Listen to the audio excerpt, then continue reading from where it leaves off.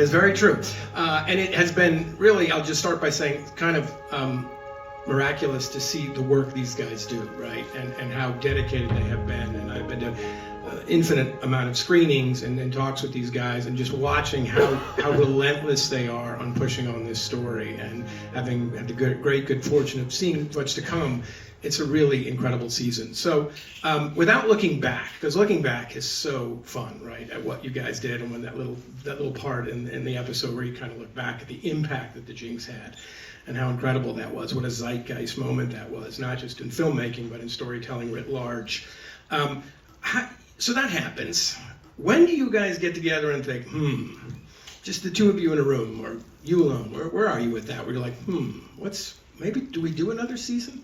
What's the impetus for that? I think we were done, or we thought we were done, and we had had such a great experience making the first Jinx, and we'd had the experience of meeting the McCormicks and having all these amazing little depths to plumb of the story, and then we were sort of sitting back thinking, all right, well, he's arrested, this is all going to happen in front of us, and we're going to be able to be spectators. And then they started to bring in preliminary witnesses in the case, because in a strange part of the law that I didn't understand, you're allowed to bring witnesses early and record them on video if you think either that they're too old and they might expire, or they might be in danger. And so in this case, there were witnesses of both kinds. And so suddenly they were bringing in this whole cadre of people that we knew about but had never seen. And Zach and I were just watching videos and like seeing stuff come out of the trial. And it was getting so interesting to hear from these other people. And I remember we were just like exchanging texts, and then sometime I just grabbed my phone and I said, doesn't this make you want to make more episodes? And he was like, yes. And then we were kind of in, right? Absolutely true. Did you have any hesitation at all, Zach, or you were like, no, I'm in? And I mean, at that point, I imagine you didn't really have any idea where you were going to go with it. That was the thing. I think neither Andrew or I were interested in doing somebody came to an early screening and called it a remnant cut. That stuck with us. I think he's here. Thank you, Paul, for that. It really lit a fire for us about how to push the story forward. Yeah. I think that was always something that we wanted to do. And then watching it kind of happen, watching the trial happen, and watching all these people that had been really close to the story suddenly out in the open was really inspiring. Okay, so that happened. So you're like, all right, we're going to go back in. It sounds like you're being driven by pure curiosity at this point. Were you worried for a moment that maybe you were just obsessed and couldn't let it go? Did that? I did say to my therapist who's here, and I'm not kidding about that, so there's no question it's weird, right? It's weird to do this much story. Let's turn to the therapist, shall we, sir? Well, we won't do that. That's amazing. Okay, so what's the first step after that? It's just so fascinating to me.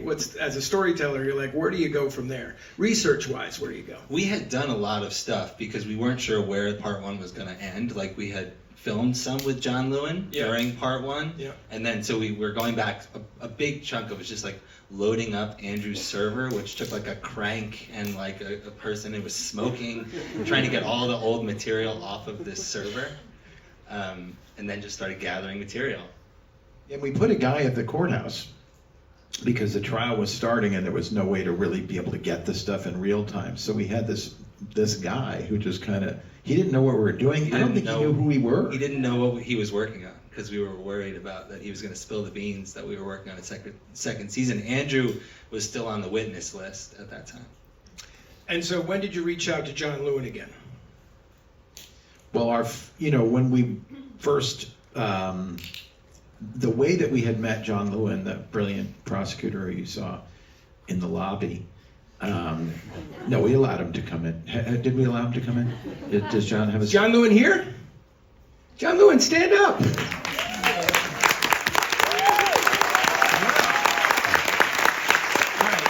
Let's keep a microphone close because I think we're going to want to hear from John Lewin in a second. Go on. But we had originally met John Lewin because we knew that we had discovered this evidence that we thought could be determinative in a murder case if one were to be brought And we were worried that if we didn't find the right prosecutor, evidence could just, we were worried it was going to end up in a box like at the end of Raiders of the Lost Ark with, because who knew? And also there were a lot of prosecutors, I think, who would have shied away from it and said, do you have any idea how much money this guy has? He can throw $10 or $20 million at his defense.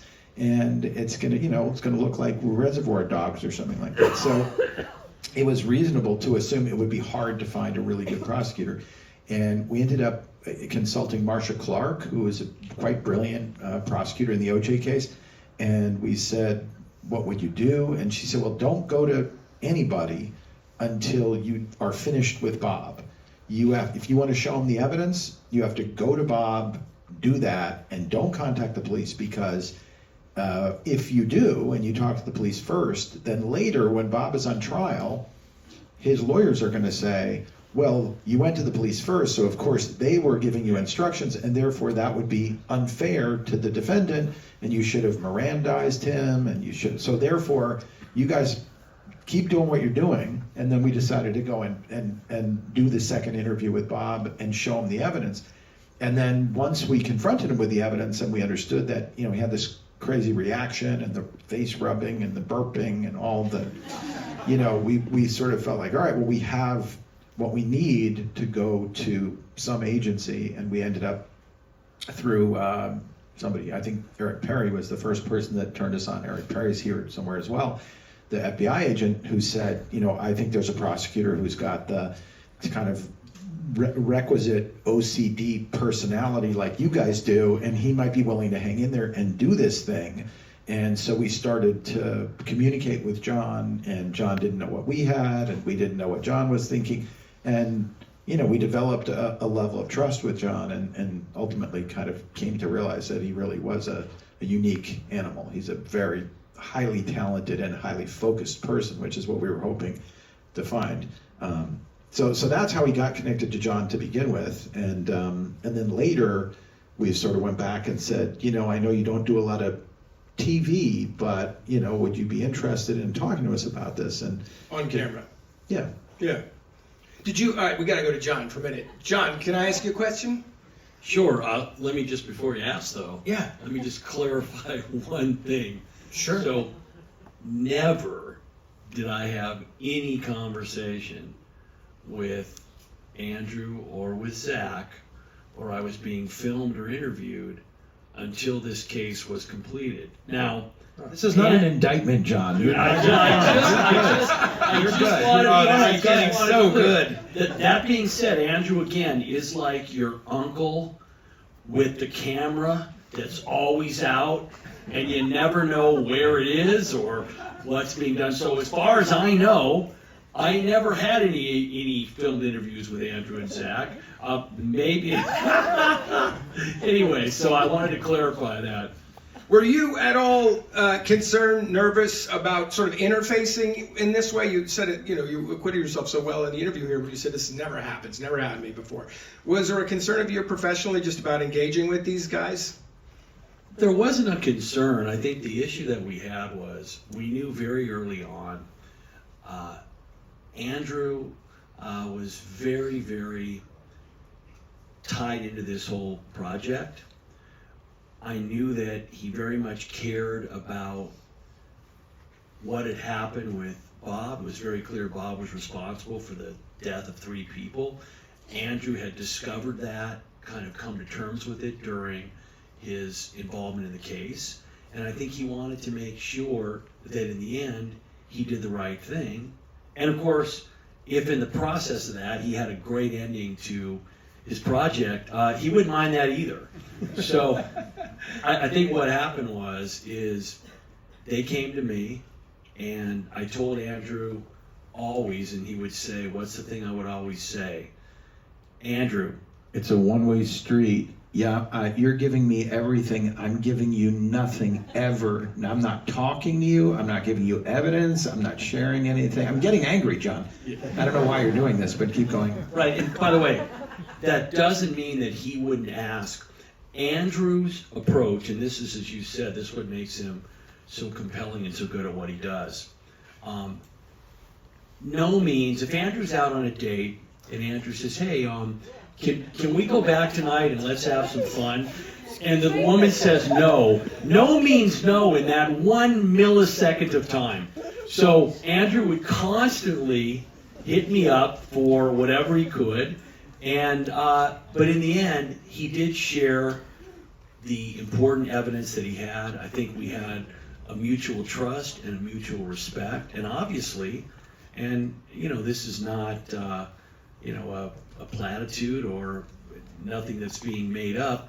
Without what Andrew and Mark and Zach did, we wouldn't have ever been able to prosecute this case. So we knew that we needed to cooperate.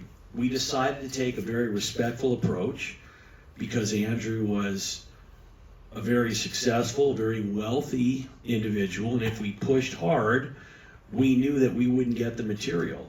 And so we decided we'll take a very casual approach. We'll try to let them direct what they give us. And that's what happened. Eventually, we ended up getting everything that we needed. That's really helpful. Thank you. Thank you again for all your work, too.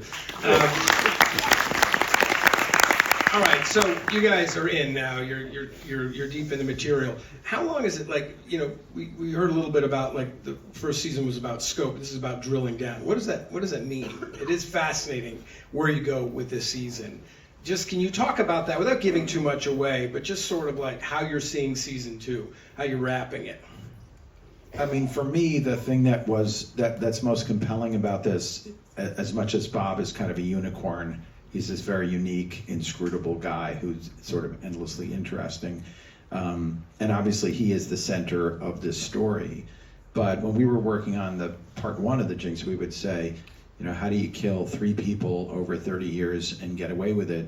It takes a village. Yeah. So let's think about who else was involved, and let's start recognizing that there was this kind of constellation of people around Bob, people who saw themselves as perfectly decent, good people, who got involved in some incredibly bad acts. And some of them sort of knew it, some of them maybe knew less about it. Sometimes somebody, would say, well, I mean, I put $118,000 into a suitcase and I sent it in UPS, but I mean, I wasn't really getting involved. I mean, I was just sending a UPS package, So it's fascinating to us, and that whole idea of complicity of the people around him became a big centerpiece of our thinking about this. Both in the present day of the film, 2015, like the suitcase full of cash was mailed in 2015, so it was both looking like forward and also back. Like we discovered a tape of Susan Berman, who's like one of the original people that was very complicit, and that was a big part. So it's kind of examining everyone around him. Biggest concern going into season 2? Like, was it just, obviously you're coming off an incredible season 1, but like, did that just fade away? Because when I've seen you guys in the work, it's just so compelling, and the rest of the series is so human, and each story, you just can't stop watching these people. And you're really right about Bob. He's got a ghoulish charm to him, doesn't he? And he's obviously an awful person and has done some horrible things. But you kind of can't look away. I mean, it's kind of fascinating. And I got to say, Andrew, like the amount of research you've done just on the, the things you have uncovered along the way. And I mean both in terms of the case itself, but just in terms of humanity. It's really staggering to see these people reveal themselves so boldly and so blatantly. What was the biggest surprise in season 2? Without, again, you guys can't give anything away, but like just as you were kind of going into the work, what were you guys finding? You were like, okay, this is it. Well, one thing I just want to point out, because I appreciate your saying that about the humanity of these people, is that, it's very easy for us to see some of the people you will see in part 2 and see them as kind of ridiculous, burlesque figures. People who are saying, well, I did this, but it really wasn't part of the problem. I was part of the solution. It's very easy to see those people and kind of put them at a distance and not see their humanity. But what we try to do is to understand what was going on inside, because Bob really did draw in vulnerable people, and he found people who had needs. And so you have to ask yourself, it's easy to say, oh, well, I would never have done something that's amoral as helping this murderer, but then you got to say, well, what if I had a sick child, and what if my friend had some amount of money, probably $400,000 or $500,000, that he was willing to trickle out to me over time, that would radically change the situation in my family. So if you don't understand what was really behind the complicity, you just see it as a punchline. And I think that's what we took away from this so much, was that all these people do have deeper stories. And if you don't do that, you're kind of just making you're kind of making a superficial look into these people who are real people and have their own problems and their own needs. And they didn't expect to be, nobody asked to be in this with Bob, right? Yeah, I mean, it's really kind of, having seen most of the season now, second season, it's really, it has its own identity completely. It's such a different viewing experience, and it's so richly surprising and satisfying in that way. It's much more present tense than part one was. Right. It's really unfolding because the trial was unfolding and we were covering it as it was happening. Yeah. Season one it has a retrospective. You're hearing Bob's take on this for the first time. There's immediacy to that, but it is very much taking place in the past, and this season is really still active. That's great. I'm going to wrap up in a minute to keep it short, but does anyone have any questions out here? Just a burning question? You're like, oh, I wish I could ask that. Yeah, ask, please. Yeah, well, so what happens in between the time that you nail Bob with the letters and you got him on? He knows all that, but he doesn't flee till so much. What's going on in between? Good, spoken like a journalist. She asked what happened between the time when they nailed him with the letters and all that, and he didn't leave right away. Like, what was he doing? What happened in between? We had a big debate. Zach and I did like a mock interview that we just did over and over and over, and then eventually we got into the hotel conference room where we were going to do the second interview with Bob, and Zach played Bob and I played me, and it's in the podcast, a lot of this stuff. It's incredible how Zach says like Bob is, well, the block letters, those two things were block letters or block letters. Zach literally did that with me the day before, so we were in Bob's head a lot.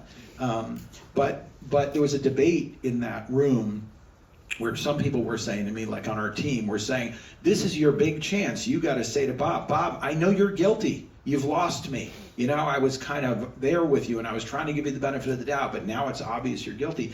And I said, well, if I do that, then we're not friends anymore. And I probably need to stay connected to him. And so maybe I'm not going to make a big deal out of it. Maybe I'm going to say to him, when he gives me his flimsy excuse, I'm going to say, oh yeah, block letters, okay. And interestingly, the next day, he calls me. I knew he was going to call me the next day.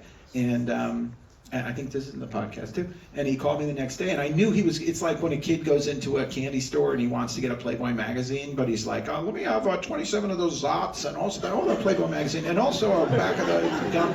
And Bob was like, I had 3 questions for you. One was, what was that delicious tea that you served? I like the name of that. And then some other random question. And he says, the thing I said about the block letters, and I said, I understand. You're saying that, the handwriting, yeah, okay.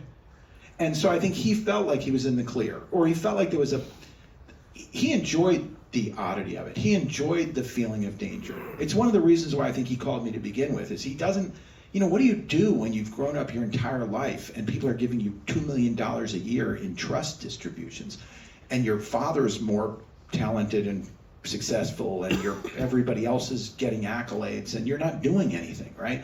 You sort of need the stimulation. And so Bob had all kinds of behaviors, drugs, and would get, how he was bulimic, and he would eat giant meals and throw them up. I mean, he was kind of trying to create an environment for himself to keep himself from going nuts. And so a big part of that was just keeping it going with me. So I think he wasn't sure if he was in trouble or not. And he was like sitting there with the popcorn saying, I wonder, this is incredible. I wonder how this is going to end. All right, one last question, anybody? All right, great. Can I just say one thing, which is to do a really good Q&A and film screening, it's always a good idea to pick a better filmmaker than yourself, and that is Tom McCarthy. So thank you so much. Thank you all. Thank you, Mr. Lloyd, for your contribution. Congratulations, gentlemen. It's an incredible series. Thank you so much. and there's food and Japanese items and all kinds of things across the street. So please follow us there.